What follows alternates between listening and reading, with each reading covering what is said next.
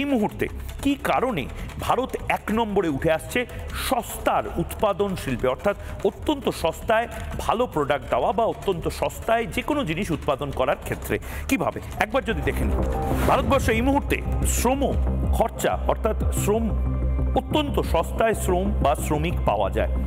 যারা বিভিন্ন ধরনের প্রোডাক্ট ম্যানুফ্যাকচার করে তারা অত্যন্ত দক্ষ এবং সস্তায় শ্রম দিতে প্রস্তুত।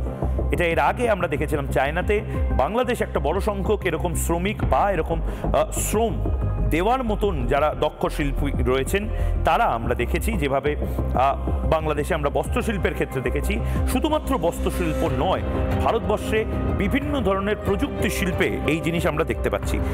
চারটে কারণ, তার মধ্যে থেকে একটা লেবার কস্ট কম, দ্বিতীয়ত পলিসি, আমাদের দেশে মুদ্রা লোন থেকে শুরু করে বিভিন্ন ভারত সরকারের যে পলিসিগুলো রয়েছে এবং সর্ববৃহৎ যে পলিসিটা যেটা আমি তারপরে আপনাদেরকে বলবো, অর্থাৎ মেক ইন ইন্ডিয়া, এবং তার পাশাপাশি গ্লোবাল যে সংস্থাগুলো রয়েছে তারা একটু একটু করে বুঝতে পারছে যে ভারতবর্ষে জমির দাম সস্তা, ভারতবর্ষে খুব সহজে লেবার পাওয়া যায় এবং তার পাশাপাশি ইনফ্রাস্ট্রাকচার।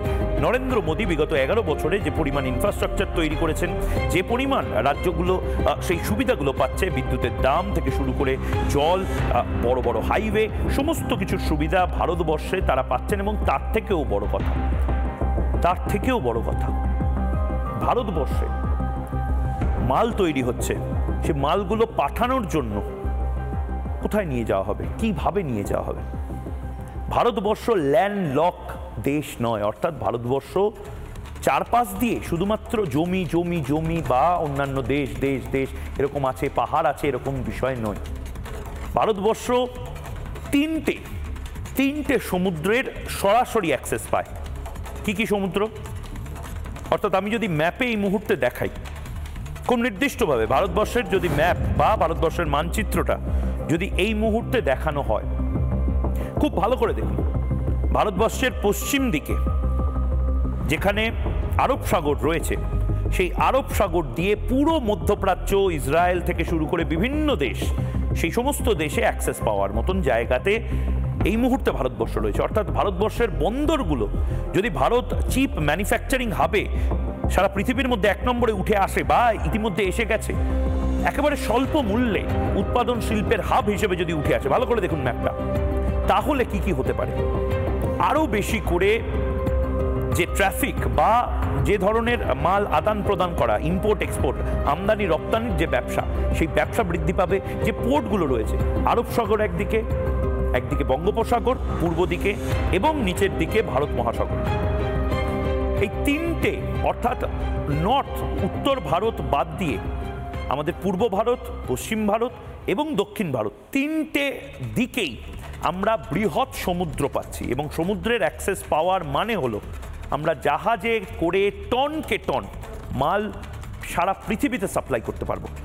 অর্থাৎ শুধুমাত্র ভারতবর্ষ উৎপাদন করবে তাই নয়, উৎপাদন করার পরে অন্যান্য দেশ উৎপাদন করার পরে লরিতে বা প্লেনে করে পাঠানোর যে খরচাটা, তার হাফেরও হাফ টাকায় আমরা সমুদ্র পথে সারা পৃথিবীর যোগাযোগ স্থাপন করতে পারবো। এবং এটা আজকে নয়, এটা 5000 বছর ধরে চলছে।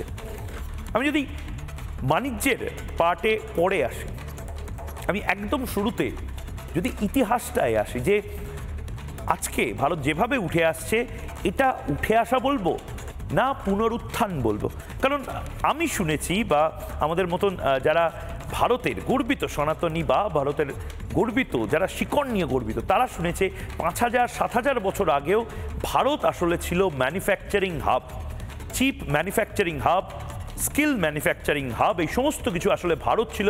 এবং ভারত বলে একটি দেশ এত ধন সম্পদ, এত স্কিল ডেভেলপমেন্ট করে ফেলেছিল বলে নাকি পশ্চিম দিক থেকে বা মধ্যপ্রাচ্য থেকে যারা এসেছিল, যারা লুটেরা, তারা আসলে এখানে এসেই ছিল সমুদ্রপথে ভারতকে চেনার জন্য।